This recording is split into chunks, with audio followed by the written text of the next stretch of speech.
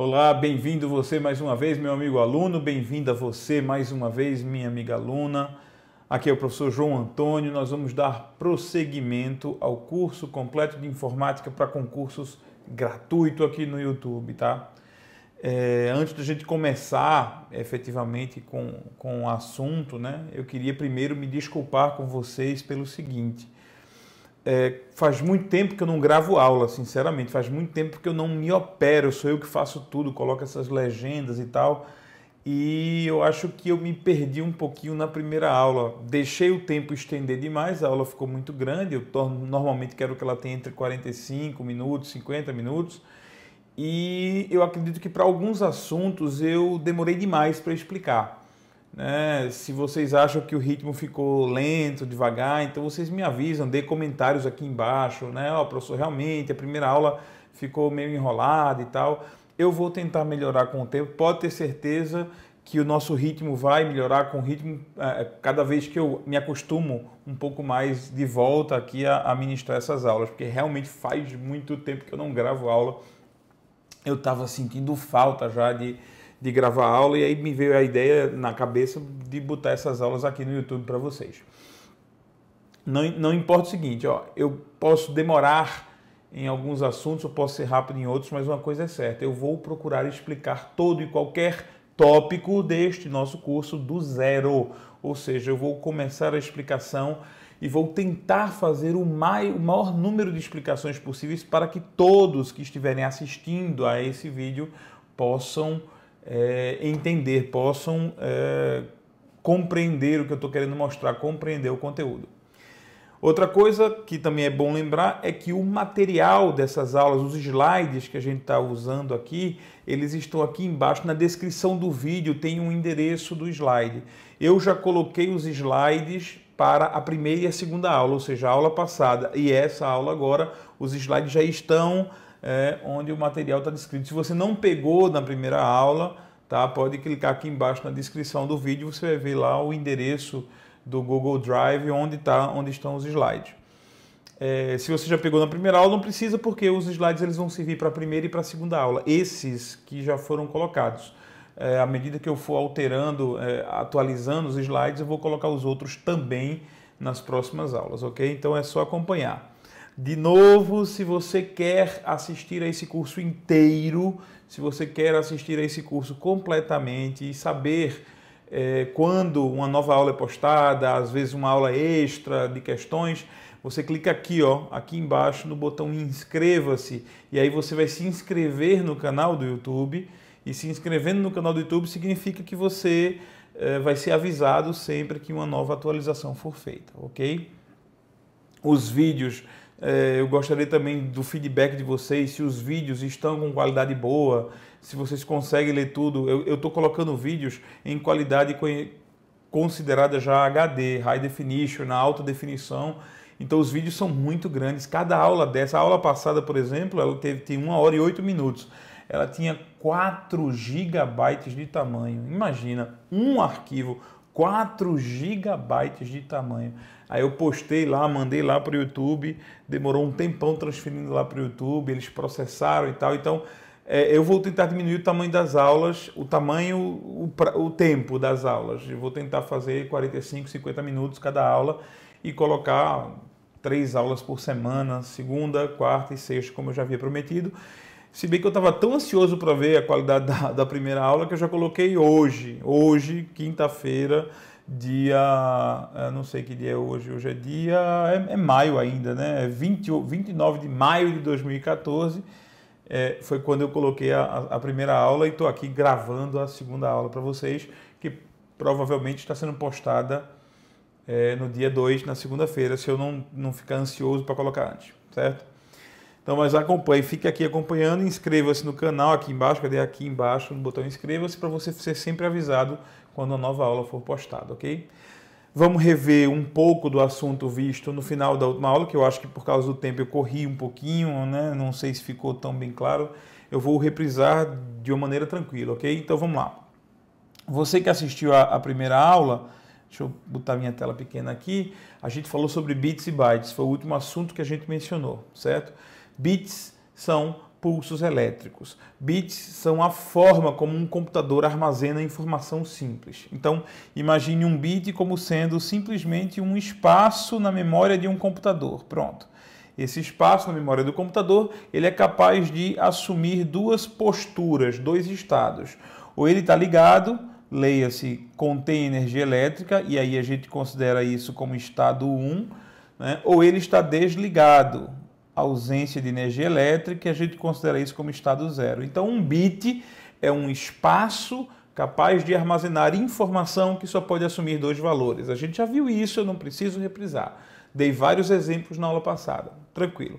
Um bit não dá para representar muita coisa, né? A gente também já viu isso. Um bit dá para representar informações que só pode assumir duas posturas, só pode assumir dois valores, como sexo masculino e feminino, e aí os outros exemplos, quero mais comida, não quero mais comida, alugado e disponível, a gente já sabe o que é que um bit serve. Quando esses bits são reunidos, né, então nós temos uma reunião de 8 bits, 1, 2, 3, 4, 5, 6... 7, 8, não ficou tão bonito como da aula passada. Mas 8 bits, nós temos um byte. Um byte é um conjunto com 8 espaços capazes de armazenar um bit cada um. E aí eu tenho várias combinações. Por exemplo, esse aqui pode estar ligado, o segundo desligado, o terceiro ligado, o quarto ligado, o quinto ligado, o sexto e o sétimo desligados e o oitavo ligado. Pronto, isso é uma combinação possível para um byte. E pode haver outras combinações, né? Por exemplo, eu posso ter aqui o primeiro ligado, vamos agora imaginar azul, tá? O primeiro ligado, o segundo ligado, o terceiro desligado, o quarto desligado, o quinto desligado, o sexto ligado, o sétimo ligado, o oitavo ligado, por exemplo. São várias e várias combinações e a gente já viu quantas? A gente viu que são 256 combinações diferentes, certo? 2 elevado a 8, por quê? Porque são 8 espaços e cada espaço pode variar 2 vezes, 256 combinações diferentes. Eu não sei se é combinação ou se é arranjo, os professores de matemática que vão dizer isso. Só que perceba um detalhe, essas 256 combinações, elas podem ser codificadas, é possível criar um código para determinar que cada uma combinação representa uma letra, um caractere que a gente escreve, e foi isso que aconteceu, né? Então, para a matemática criar um padrão, para que se crie um padrão que todos os computadores entendam, foi criado um código internacional chamado código ASCII. Eu não falei sobre isso na aula passada, vou mencionar ele agora, certo? Significa Código Padrão Americano para Intercâmbio de Informações. Não é ASCII 2, esses dois I's não é o número 2 romano, não. O código ASCII serve com essa característica, é uma sigla, tá? Código Americano Padrão, American Standard Code for Information Interchanging, né? Intercâmbio de informações. O que é que o código ASCII diz? O código ASCII ele diz que, por exemplo, 01, 00, 00, 10 é a letra B maiúscula. Internacionalmente, em todos os computadores, em todos os sistemas operacionais, em todos os programas, a gente tem um código básico de caracteres, um código que estabelece que a combinação tal, tal, tal, tal, tal, ela representa a letra tal, ou representa a vírgula, ou representa ponto e vírgula, ok? Então, por exemplo, 01, 00, 00, 01 é a letra A maiúscula, e aí vai. Esses códigos, eles já são pré-definidos, ok? Os nossos computadores entendem isso. É por isso que costumamos dizer que 8 bits, ou seja, 1 byte, lembra que byte é B maiúsculo, está na sigla, é o equivalente a uma letra, um caractere do nosso alfabeto. Então a gente costuma usar essa expressão. 1 byte é o espaço necessário na memória de um computador para armazenar uma letra, para armazenar um caractere que a gente escreve, ok? É tranquilo, não tem muito mistério, tá certo? Então a gente já viu bit e byte, já viu essa questão de tamanho de bit e byte, né? João, só existe esse código ASCII? Não, existem outros códigos. Existe, por exemplo, um código que também é muito usado hoje, chamado Unicode, certo? Porque se você levar em consideração o ASCII Cada letra ela gasta 8 bits. Então o ASCII ele só pode ter uma tabela com 256 combinações. 256 combinações, ó, perceba, 256 combinações não dá para tudo, todas as letras. Até dá para as nossas, né? O A com agudo, o A com tio, o A com circunflexo, o A com a crase, e aí vai. Isso é porque eu só escrevi o A maiúsculo, né? Você também tem o A normal, o A com agudo, o A minúsculo com tio, o A minúsculo com... e aí vai, certo? Então, e sem falar as outras letras acentuadas e tudo mais. Se você somar todas essas letras, todas as letras que podem ser usadas nas línguas latinas, o ASCII supre muito bem. Mas se você levar em consideração línguas não latinas, além das línguas latinas, línguas não latinas e caracteres japoneses, chineses, ideogramas, eles são muito variados. Tem, sei lá, 40 mil caracteres, se bem que o chinês é considerado alfabetizado quando conhece uns 800, uns 2.000 caracteres desses. Então imagina, são 2.000 símbolos que precisam ser representados. O Unicode permite isso porque o Unicode é um código de caracteres em que cada letra ela é composta por 16 bits. Então são 2 bytes. Portanto, o Unicode é um código também internacional, usado também atualmente. Os dois são usados em qualquer computador, basicamente.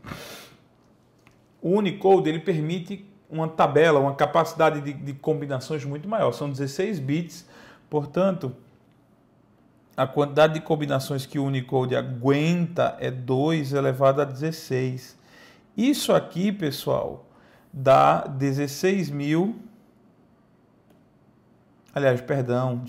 65.536. 2 elevado a 16, 65.536. É uma quantidade razoável de caracteres, né? Dá para armazenar muita coisa. Portanto, no Unicode, esse código internacional, os caracteres japoneses, chineses, coreanos e aí vai, conseguem ser armazenados, conseguem ser apresentados por causa do tamanho. Agora, por exemplo, quando você vai escrever uma palavra casa, né? Eu estou levantando essa hipótese aqui para você entender, mas vamos limpar aqui a tela. Você vai escrever a palavra casa, né? Então você vai usar sempre para a palavra casa 4 letras, né? Ó, tá aqui. Se você levar em consideração o código ASCII, isso aqui gasta 4 bytes. Se você levar em consideração o código Unicode, essa palavra casa, ela gasta 8 bytes. Porque cada letra gasta 2 bytes. Cada letra, para ser representada, ela é formada por 16 bits, 8 bytes. Então, o Unicode é um código que exige maior capacidade de armazenamento, porque ele gasta mais. Cada letra precisa de 2 bytes. O código ASCII é um código mais econômico, mas não consegue representar todos os caracteres do mundo, certo? Então, tem casos em que você usa ASCII, tem casos que você usa Unicode, isso é automático, você não precisa se preocupar com isso, isso é totalmente automático, certo? Então, é só para entender ou mergulhar um pouco mais no que foi bit e byte. No final lá também da nossa aula, nós vimos que os bytes eles precisam ser reunidos em grandes quantidades para representar, por exemplo, não importa, veja só, não importa se eu vou colocar meu nome, João Antônio Carvalho, em ASCII ou Unicode, com certeza não é um byte só que eu vou gastar. Eu não vou gastar só um byte, eu vou gastar muitos bytes, certo? Então a gente viu na aula passada os múltiplos de bytes. Eu acho que eu corri um pouquinho, por isso que eu queria fazer uma explicação mais detalhada aqui, certo? Para nós, tudo se resume ou se reúne, para a nossa matemática humana, tudo se reúne a grupos de 10, né? Então esses números aqui, 10, 100 e 1000, e obviamente os 100 mil, 10 mil, e vou botar aqui 1 milhão, né? 1 milhão, Eu vou botar aqui 1 bilhão com B de bola, né? Ó. Todos esses números são redondos, são números com um valor fechado, fáceis de calcular. A gente está acostumado a trabalhar com eles. Por quê? Porque a matemática do ser humano ela é uma matemática decimal. Os seres humanos criaram ou reuniram números em grupos de 10. Tanto que a gente tem... Quantos caracteres a gente tem para representar número? Né? 0, 1, 2, 3, 4, 5, 6, 7, 8, 9. Depois do 9, o que acontece? Bom, depois do 9, a gente bota 1, 0, 2 caracteres e a gente já conhece essa técnica toda desde pequeno. O que eu quero que você entenda é que nossa matemática ela é baseada em 10 porque os seres humanos têm 10 dedos. A gente contava, os ancestrais contavam nos dedos e aí foram criados métodos, mecanismos, dispositivos e regras para contar de 10 em 10. Então a nossa matemática acostumou, ela foi criada com base 10. Então chamamos nossa matemática de matemática decimal. Ora, os computadores não têm dedos. Eles foram criados para manipular energia elétrica. Por isso, para os computadores só existe ligado e desligado. Certo? Só. Aí depois você vai juntar para um computador, a gente vai ver isso mais adiante, quando for trabalhar com conversão de base, 0, 1, aí ele começa a contar 10, depois vem para 11, aí depois começa a contar 100, aí vem para 101, aí vem para 110, aí vem para 111. Ó, tá vendo? Tudo no computador é representado apenas com 0 e 1. Então, para o computador, 10 não é um número exato. 2 é um número exato. Então, a gente diz que o computador trabalha com uma matemática binária. Tá? Não é decimal, é uma matemática binária, uma matemática com apenas 2 dígitos. Por isso que houve a variação do quilo que a gente viu na aula passada, né? Então, quilo é o equivalente a 1000 vezes. Quilograma, 1000 gramas. Quilômetro, 1000 metros. Kilowatt, 1000 watts. Ok. Mega sempre foi para nós milhão. Ou seja, 1000 vezes 1000 exatamente. Giga sempre foi para nós, embora a gente não tivesse acostumado a usar, bilhão, 1 bilhão. Ou seja, 1000 vezes 1000 vezes 1000. Só que para a matemática do computador, os cientistas acharam por bem deixar que para o computador, esses conceitos de quilo, mega e giga fossem alterados para, sei lá, tornar mais redondo para o computador o cálculo, né? Então, na verdade é assim, não é que o computador não sabe calcular, como eu já disse a vocês, não é que o computador não sabe calcular, ele sabe calcular com 10. A questão os cientistas acharam que seria bom. Esse cara acordou um dia de mau humor e disse, rapaz, ó, eu acho que é melhor botar aquilo como 1024 só para ferrar os concurseiros que vão ter que estudar para isso. Não é possível, o cara veio pensando dessa forma, com essa maldade. Então, 1 kilobyte equivale a 1024 bytes, porque 1024 é o número potência de 2 mais próximo de 1000. Eles escolheram por causa disso, é mais próximo de 1000, para que a discrepância não ficasse tão grande, certo? 1024 é equivalente a 2 a décima, certo? 1 mega, como a gente já viu, significa 1024 vezes 1024, é um número mais próximo de 1 milhão, é o equivalente a 2 a 20. Já que cada 1024 desse corresponde a 2 a 10, então é só você somar mais 10 a cada expoente, certo? 1 gigabyte, 1024 vezes 1024 vezes 1024, quase 1 bilhão, um pouco mais do que 1 bilhão, 2 elevado a 30, certo?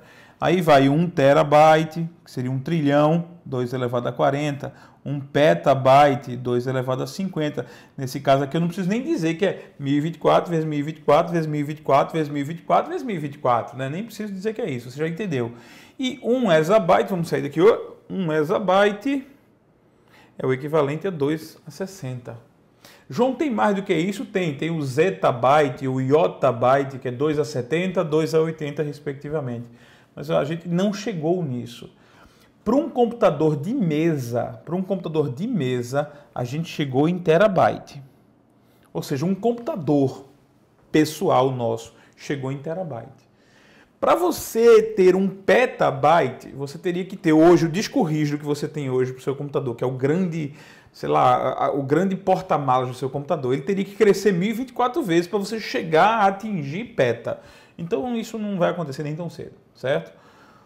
Então, mas já existem, por exemplo, já existem casos de computadores, servidores, armazenamento. Eu não duvido, não duvido mesmo, que o próprio YouTube, onde a gente está colocando esse vídeo, ele somando toda a sua capacidade de armazenamento, ele ultrapasse o petabyte muito, tipo 100, 200, 300, 400 petabytes, já chegando perto de medir em exabyte. Então imagine, se já não chegou, eu não tenho certeza, se já não chegou a acumular um exabyte de informação, tá? Isso é o que? Byte? Isso é o que? Para medir informação, minha gente. Tudo é medido em informação. Eu disse no início desse vídeo que o vídeo da aula passada tinha 4 gigabytes. Então imagina, 4 gigabytes é o tamanho do vídeo da aula número 1, que se estendeu, porque é um vídeo em alta definição, é grande e tal. Então é muita coisa. Esse aqui já está indo em 21 minutos agora, gravando. Já deve ter perto aí de uns, sei lá, 1 gigabyte, essa gravação até esse ponto, 1 gigabyte de consumo. Então byte é a unidade que mede informação. Byte mede informação, ok? Só que veja só, essa visão de 1 kilobyte ser 1024 bytes, ela é uma visão aceita por alguns, certo? Especialmente autores, cientistas e os programas que a gente usa. O Windows, por exemplo, ele entende o tamanho de um determinado equipamento como um múltiplo de 1024. 1 kilobyte é 1024 para o Windows, por exemplo. Só que os fabricantes de equipamentos, eles não gostam de ler essa interpretação. Então, eles não gostam, certo? Para a sua prova, todas as bancas que fizeram perguntas desse tipo tiveram a mesma resposta. É correto afirmar que 1 kilobyte são 1000 bytes? Não. 1 kilobyte são 1024 bytes, então a interpretação geral das bancas é essa que eu mostrei. Agora vamos ver a interpretação dos fabricantes. Olha só. A interpretação dos fabricantes, ela é equivalente à noção de quilo, mega e giga de qualquer outra coisa, né? Então, por exemplo, 1 quilograma não são 1000 gramas, então os fabricantes entendem que 1 kilobyte são 1000 bytes. 1000 é sempre 10 à terceira, 10 elevado à terceira potência, certo? Então, logo, os fabricantes entendem que 1 megabyte é exatamente 1 milhão de bytes, ou seja, 10 à sexta. Os fabricantes, então, entendem que 1 gigabyte equivale a exatamente 1 bilhão de bytes, ou 10 à nona, e assim sucessivamente. Terabyte é 1 trilhão, petabyte é 1 quatrilhão e exabyte, eu não sei se a palavra é essa, mas é 1 quinquilhão, certo? Veja só, tem gente que interpreta isso? Tem, fabricante. Todos os fabricantes interpretam isso. É impressionante. E por quê? Porque eu acho que é vantajoso para eles. Eu vou explicar isso agora. O fato, porém, de um fabricante interpretar desse jeito e o Windows interpretar de outro jeito gera uma discrepância que já caiu em prova 2 ou 3 vezes. Vamos ver isso aqui agora. Imagine, deixa eu desligar aqui. Imagine um pendrive, certo? Ó, um pendrive normal, certo? Esse aqui seria um pendrive de 4 GB. Imagina um pendrive fabricado pela empresa Kingston, tá? Com 4 GB de capacidade. Mas esse 4 GB, é isso que eu quero que você entenda. Esse 4 GB, ele foi batizado pela Kingston, só pela fabricante. Veja, o que é que eu quero dizer? Vamos imaginar que lá nas fábricas da China foi fabricado um pendrive e esse pendrive ele tem 4 bilhões, já está escrito aqui, né? 4 bilhões de células de memória com 1 byte cada. Então, ele tem 4 bilhões de células, 4 bilhões de espaços de memória e cada célula dessa tem 1 byte de espaço. Imagina, eu fabriquei uma espécie de estacionamento com 4 bilhões de vagas e cada vaga cabe um carro, ok? Beleza. Então você vai dizer assim, então são quantos carros? São 4 bilhões de bytes que eu posso armazenar. Aquele pendrive, ele pode armazenar 4 bilhões de bytes, certo? Mas aí o que o fabricante faz? O fabricante faz o seguinte, poxa, 4 bilhões, certo? Se eu dividir isso aqui por 1000, depois dividir por 1000, depois dividir por 1000 de novo, ou seja, eu dividir por 1 bilhão, né? Se você divide 4 bilhões por 1 bilhão, vou botar aqui bi, tá? Só para a gente entender. Se eu divido 4 bilhões por 1 bilhão, óbvio que a resposta é 4. Então, se o nosso fabricante entende que 1 giga ou gigabyte, se ele entende que 1 gigabyte é equivalente a 1 bilhão de bytes, certo? Se ele entende que 1 gigabyte é igual a 1 bilhão de bytes, então ele vai dizer que esse pendrive tem 4 GB. Aí ele vai lá e faz a propaganda. Acabei de fabricar um pendrive de 4 GB. Esse pendrive não caberia a aula número 1, não caberia nesse pendrive. Mas aí veja só. O problema é, esse pendrive tem 4 bilhões de células de memória. Esse pendrive aguenta 4 bilhões de bytes. Ninguém discute isso. Ninguém discute isso porque é só ir lá e contar. O programa vai lá e conta quantas células de memória ele tem. O que se discute é se o fabricante foi correto ao considerar que 1 GB é 1 bilhão. Porque quando você pega esse pendrive e coloca ele no Windows, você pega esse pendrive e coloca ele no Windows, o Windows não vai entender que 1 GB é 1 bilhão. O Windows vai fazer o seguinte, ó. O Windows ele vai pegar esses 4 bilhões aqui e vai dividir por 1024, depois por 1024, depois por 1024 bytes, porque ele entende que isso aqui é o que ele considera gigabyte. Aí se você pega 4 bilhões e divide por 1024, 1024, 1024, é claro que o número resultante é menor do que 4, porque eu não estou dividindo exatamente por 1 bilhão. Então quando você põe o pendrive no Windows, quando você põe o pendrive no seu computador, o Windows olha para você e diz, pi, este pendrive tem 3,7 gigabytes. Aí você olha e faz, fui roubado, fui enganado. O cara que me vendeu o pendrive de 4 gigabytes, ele disse que era de 4 gigabytes e a fabricante está aqui na embalagem botando 4 gigabytes, mas na verdade eu não tenho 4 gigabytes, eu tenho 3,7. Não se preocupe, você não foi enganado. Você não foi enganado, certo? O que acontece é um erro de interpretação, ou não é nem um erro, é uma divergência. Quer ver um outro exemplo do que pode parecer isso? É a ideia de hora-aula. Eu estava pensando numa forma de explicar isso melhor e me veio na cabeça a ideia de hora-aula. Tem alguns estados, cidades do país, alguns cursos que consideram hora-aula 45 minutos corridos, certo? 45 minutos corridos. Enquanto que eu, por exemplo, sempre considerei hora-aula como 1 hora, 60 minutos, é 1 hora de aula. Para mim, quando, por exemplo, eu vou ser contratado por um curso, o curso me pergunta quantas horas você precisa. Eu faço, sei lá, 10 horas, 20 horas, mas eu estou falando de 20 horas de relógio mesmo. Mas imagina, hora-aula. Aí o vendedor do cursinho, o dono do cursinho, ele diz, olha, este curso, ele tem 40 horas aula. 40 horas aula, certo? Só que se ele considera 1 hora aula como sendo 45 minutos, 45 vezes 40, né? 45 minutos são 3/4 de 1 hora. 3/4 vezes 40 dá 30. Então, efetivamente, esses 40 horas de aula, se você considera 1 hora de aula como 45 minutos, ele vai resultar em 30 horas.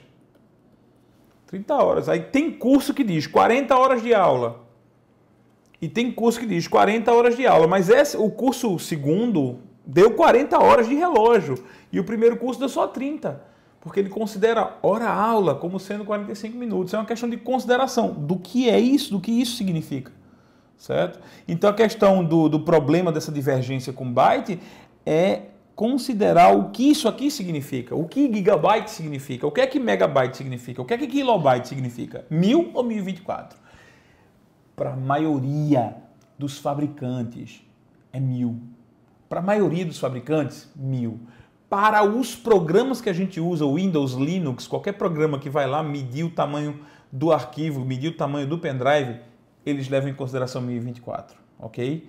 Então não esquece isso. Se uma questão de prova, já aconteceram 3 questões nesse sentido, se uma questão de prova lhe perguntar que fulano, analista do TRT, colocou um pendrive de 8 GB no Windows e o pendrive passou a apresentar 7.4, 7.3 GB. O que é o problema? O problema é que o pendrive está com defeito, ele foi formatado errado, ele já tem conteúdo? Não, não é um problema. Na verdade, é uma diferença entre a interpretação do que o fabricante deu para 1 GB e do que o Windows dá para 1 GB. Isso é a questão que está causando essa discrepância, ok? Então, vamos prosseguir. Se eu me demorei muito para explicar isso, eu sempre quis explicar isso com detalhes. Se eu me demorei muito, me perdoe. Eu vou tentar correr, vou tentar me acostumar novamente com o ritmo, mas o que eu quero é mostrar todo o conteúdo para que você apague da sua cabeça toda e qualquer dúvida, ok? Vamos lá, vamos prosseguir. Vamos conhecer agora os principais componentes de um computador, certo? Tanto externa quanto internamente. A gente viu linguagem binária, linguagem digital, e a linguagem digital em si, ela serve para você entender o que é byte e o que é bit, certo?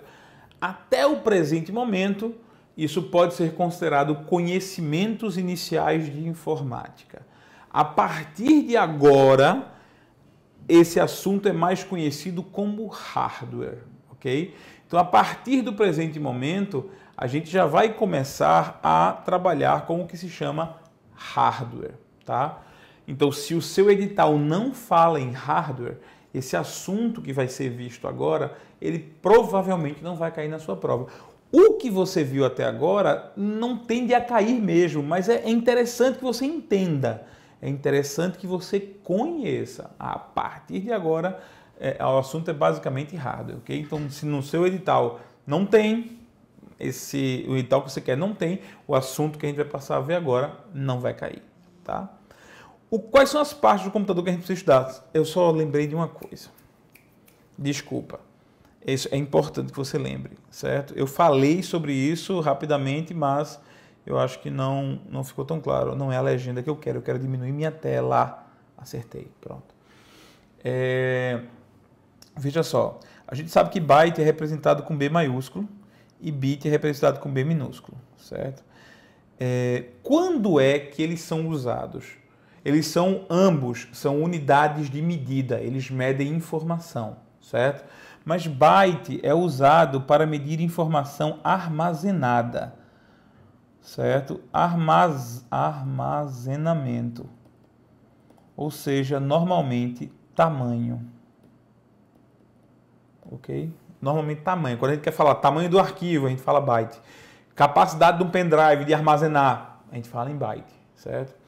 O bit é usado normalmente para medir transferência. Ok? Então, normalmente ele está associado à ideia de velocidade. Você, por exemplo, você vai pagar um plano de internet, né, da GVT, da Oi, sei lá qual operadora. Aí eles te vendem um plano de 20 mega. Plano de 20 mega, você paga R$ 49,90 por mês. Mega o quê? 20 mega significa 20 milhões, ou 20 vezes 1024 vezes 1024. É 20 mega o quê? 20 mega, bits por segundo. 20 megabits por segundo. Então, qualquer plano de internet, desse plano de internet, ele é medido por sua velocidade, a quantidade de informação por segundo que é possível transmitir. E, salvo uma exceção absurda, isso é medido em bits por segundo. Bits por segundo, certo? Você está fazendo um plano de 15 mega, é 15 megabits por segundo, ok? Ah, João, mas eu fui lá na Vivo, fui lá na Claro e o cara disse que eu estou fazendo um plano de 2 gigabytes. E eu fui corrigir ele disse que era 2 gigabytes. É o seguinte, olha só. Quando você vai fazer um plano telefone, um plano de telefonia móvel, ele não só vai te mostrar a velocidade, porque, por exemplo, vamos lá, você vai fazer um plano de 4G.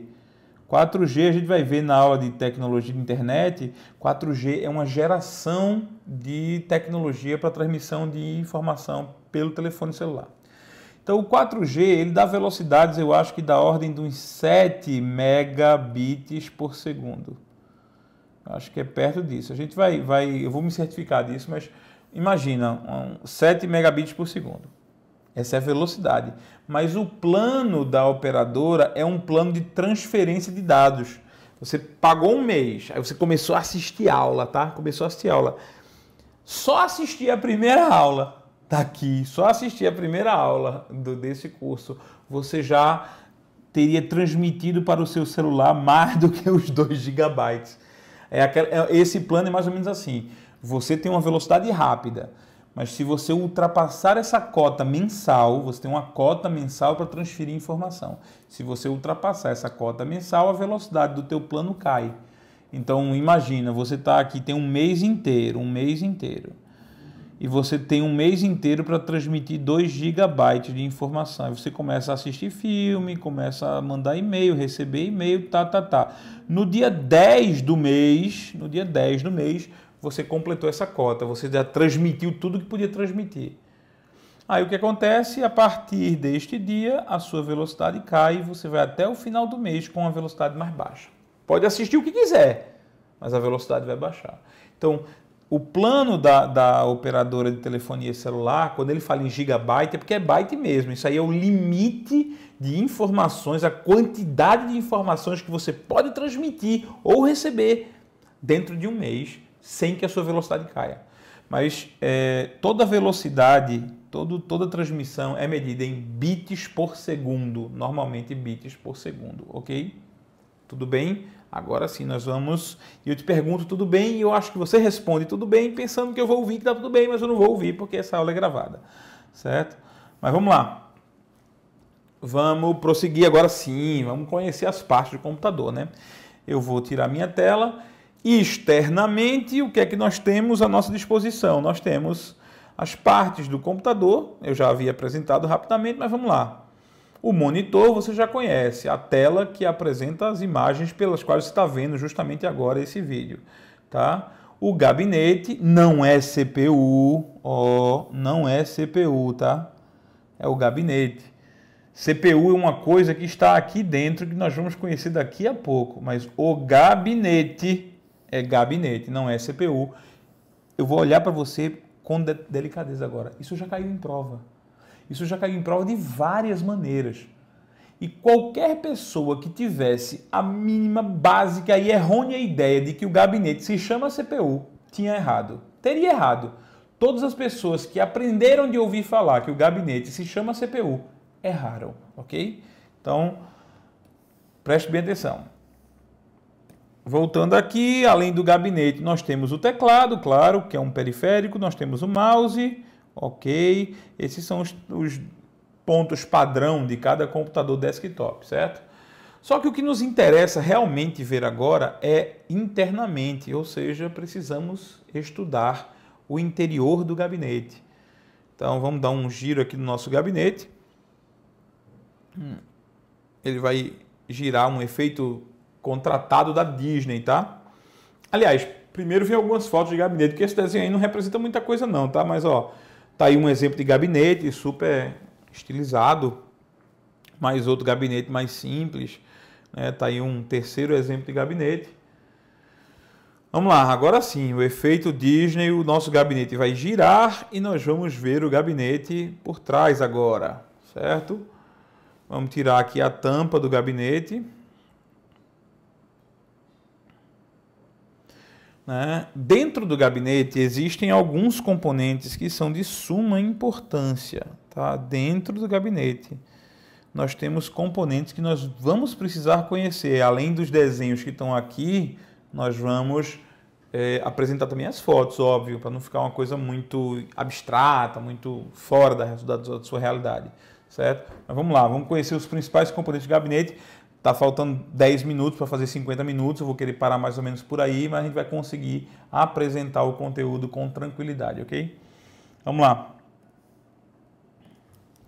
Dentro do seu gabinete, ó, o gabinete aberto aí para você também, ó, ver. Esse é muito velho, meu Deus, que gabinete. Esse, eu não sei porque que eu não renovei essas fotos ainda. Acho que é porque nem todo mundo mais tira foto com gabinete aberto. Olha aí, um gabinete. Morri de inveja desse cara aqui. Esse cara todo organizado, esse gabinete. Você percebe os fiozinhos, ó. Deixa eu ver. Aqui os fiozinhos todos enrolados, tudo bonitinho, uma coisa dá orgulho de ver alguém fazer isso aqui. Não é diferente desse aqui, ó. Veja a diferença. Isso aqui parece até que foi organizado pela FIFA. Ó, parece até estádio da Copa. Vê que desorganização. Nojento, os fios assim soltos. Tá parecendo arena da Copa do Mundo.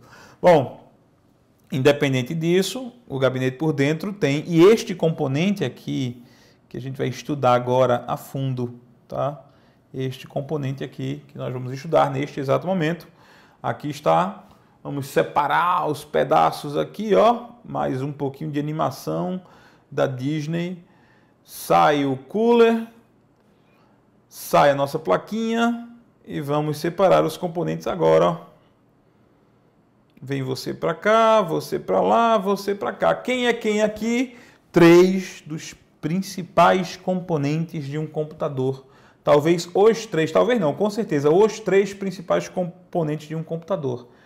O processador, também conhecido como CPU, a memória principal, também chamada de memória RAM, e a placa-mãe, também chamada de motherboard. Na verdade, placa-mãe é placa-mãe, motherboard o nome em inglês, tá?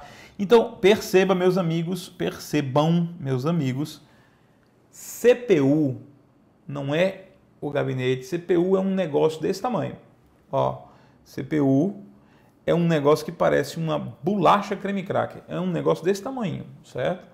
E que também recebe o nome de processador ou microprocessador. Microprocessador, tudo junto, CPU, processador é a mesma coisa. CPU é uma sigla que significa unidade central de processamento.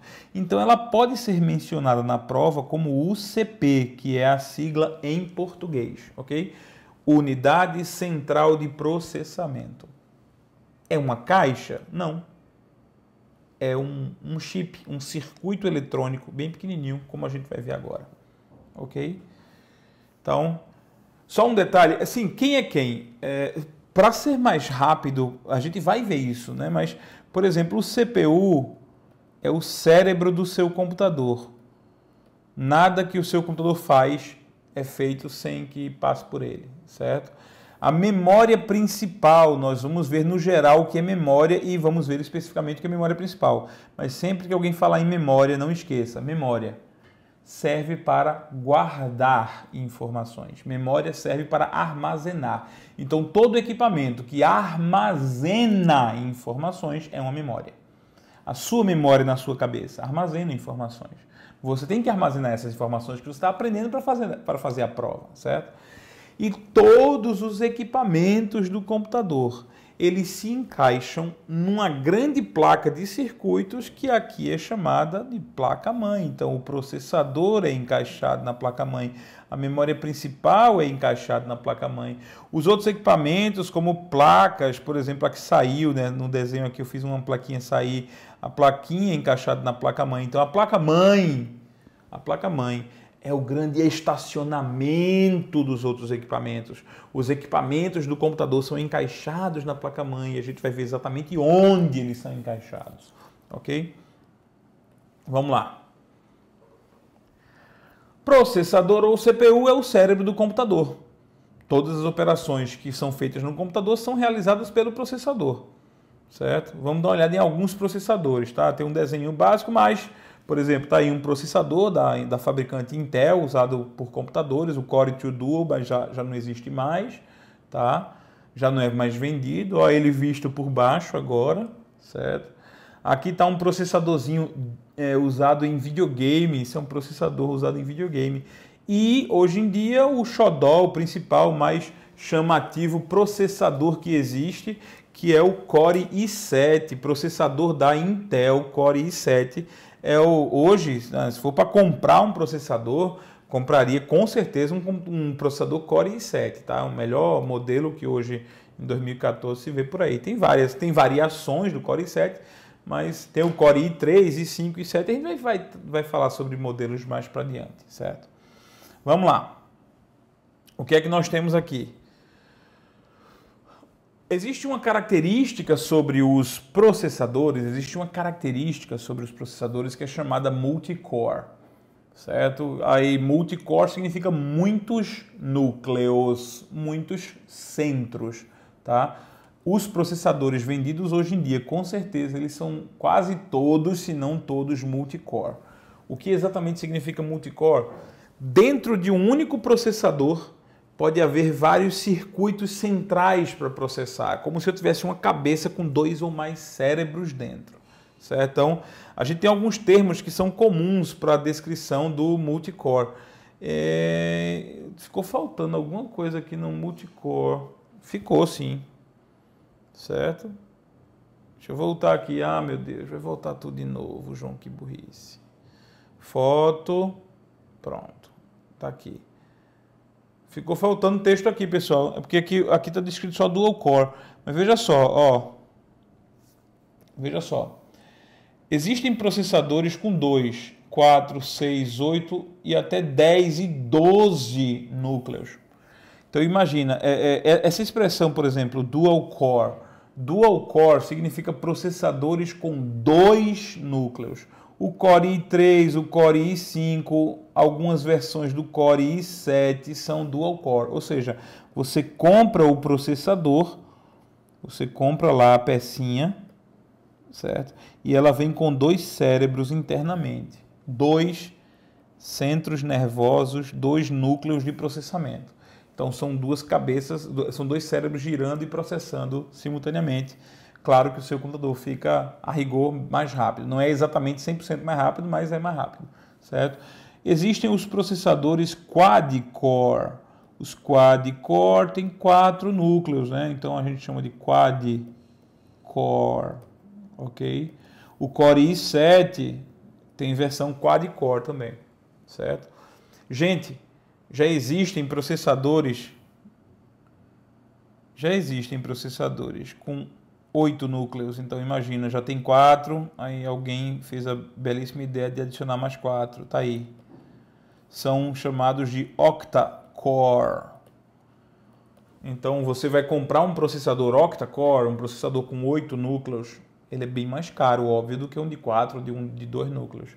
Já existem processadores com 12 núcleos, 12, vamos dizer assim, não é para o nosso bico, tá? São processadores fabricados pela Intel também e por outras fabricantes, mas o Xeon da Intel, esse Xeon, como se escreve, mas fala Xeon, o Xeon da Intel, ele tem versões com 12 núcleos. É um absurdo, cara, um negócio fora do comum, certo? Então, um processador, você compra um processador, mas dentro dele vem 12 núcleos, 12 cérebros diferentes para realizar, teoricamente, 12 operações simultaneamente, sem que um núcleo atrapalhe o outro. É uma máquina, realmente é uma máquina. Nesse momento eu estou trabalhando com um computador que é um quad-core. Eu estou trabalhando com um computador Core i7 quad-core, 4 núcleos de processamento para gravar essa aula, tá? Vamos lá. Então deixa eu ver se tem um desenho. Tem um desenho, por exemplo, de um processador do tipo dual core, certo? Um detalhe aqui. A gente vai ainda explicar essa questão da cache, do que é L1 e do que é cache L2, tá? Mas imagina, isso aqui tudinho é um equipamento só. Essas divisões você não vê, elas são internas ao processador, internas ao chip, ok? Desculpem. Portanto, Hoje a gente já está chegando no final da nossa aula, porque já vai dar 50 minutos aí de aula, a gente vai continuar com esse assunto, mas processador. O assunto de processador terminou? Não, isso é só a introdução do assunto de processador. A gente vai mergulhar mais adiante a versão mais pesada ainda nesse curso para explicar processador com mais detalhamento, ok? Então, processador é o cérebro do seu computador. Processador, o cérebro do seu computador, ok?